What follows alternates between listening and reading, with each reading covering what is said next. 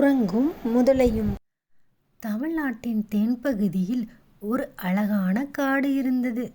அந்த காட்டில் தாமிரபரணி ஆறு ஓடியது. அங்கு அதிகமான விலங்குகள் வாழ்ந்தது.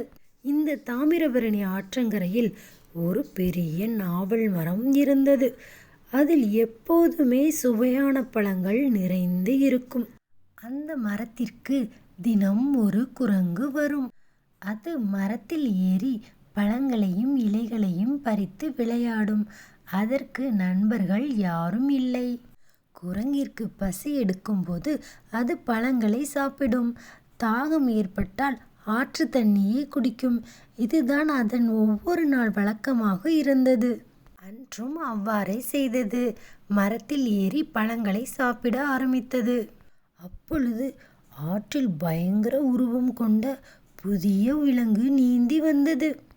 அது, எனக்கு மிகவும் பசிக்கின்றது, எந்த உணவும் கிடைக்கவில்லை என கூறி அது வந்த வழியாக திரும்பி கொண்டிருந்தது. அது வரும் வழியில் ஒரு நாவல் மரத்தை பார்த்தது.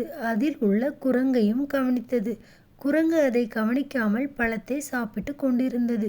குரங்கு முதலில் பயந்தது. பிறகு தைரியத்தை வரவழைத்து கொண்டு முதலையிடம் நீ யார் என கேட்டது. முதலை மிகவும் சோகமாக பதில் சொல்ல தொடங்கியது.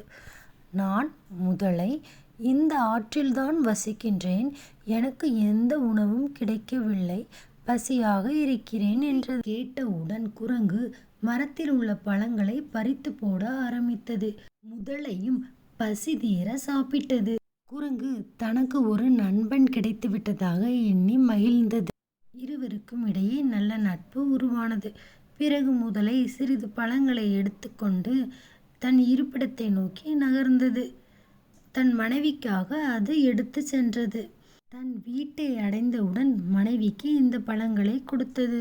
அவள் அதை மகிழ்ச்சியாக வாங்கி கொண்டாள். இருவரும் அதை பகிர்ந்து உண்ண ஆரம்பித்தனர்.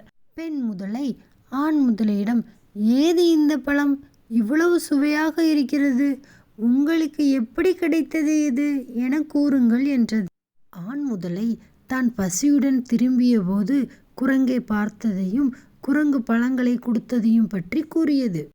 ஓ அப்படியா, எனக்கு அப்போ அந்த குரங்கின் இதயம் வேண்டும் என்றது. கேட்ட ஆண் முதலை அதிர்ச்சி அடைந்தது. அவன் என் நண்பன், அவனுக்கு எப்படி துரோகம் செய்ய முடியும்? எவ்வளவு சுவையாக இருந்தால் அதன் இதயம் எவ்வளவு சுவையாக இருக்கும், எனக்கு குரங்கின் இதயம் வேண்டும் என்றது பெண் முதலை. அதன் பிடிவாதத்தாலும் அதன் உடல்நிலை சரியில்லாத காரணத்தாலும் ஆண் முதலை உனக்கு நான் குரங்கின் இதயத்தை கொண்டு வருகிறேன் என கூறியது. மிகவும் சோகமாகவே நீந்தி குரங்கின் இருப்பிடத்தை நோக்கி சென்றது. முதலை குரங்கு இருந்த மரத்தை நோக்கி வந்தது. குரங்கை பார்த்து சிரித்தது. குரங்கு உடனே பழம் வேண்டுமா என்றது. இல்லை, நீ நிறைய பழங்கள் கொடுத்தாய் அல்லவா, என் மனைவி அதற்காக உனக்கு விருந்து வைக்க நினைக்கின்றாள், வருகிறாயா என்றது. இதனை கேட்டவுடன் மிகவும் மகிழ்ச்சியாக நான் வருகிறேன் என கூறி மிகவும் மகிழ்ச்சியாக முதலையுடன் போக ஆரம்பித்தது. விருந்தை எண்ணி பார்த்து உள்ளம் மகிழ்ந்தது. ஆனால் முதலை மிகவும் சோகமாக வந்தது. மனைவியிடம் நான் குரங்கின் இதயம் வாங்கி தருகிறேன் என சொல்லிவிட்டேன், எப்படி அதை கொடுப்பது என யோசித்தவாறு இருந்தது. குரங்கு முதலையிடம் ஏன் இவ்வளவு சோகமாக இருக்கிறாய் என கேட்டது. உடனே முதலை என் மனைவி உன் இதயத்தை சாப்பிட ஆசைப்படுகிறாள் என்றது. உடனே சுதாரித்து கொண்ட குரங்கு என் இதயத்தை மரத்தில் வைத்திருக்கேன், வாருங்கள் எடுத்து வரலாம் என கூறி முதலையுடன் கரைக்கு திரும்பியது. மிக வேகமாக குரங்கு மரத்தில் ஏறிக்கொண்டது.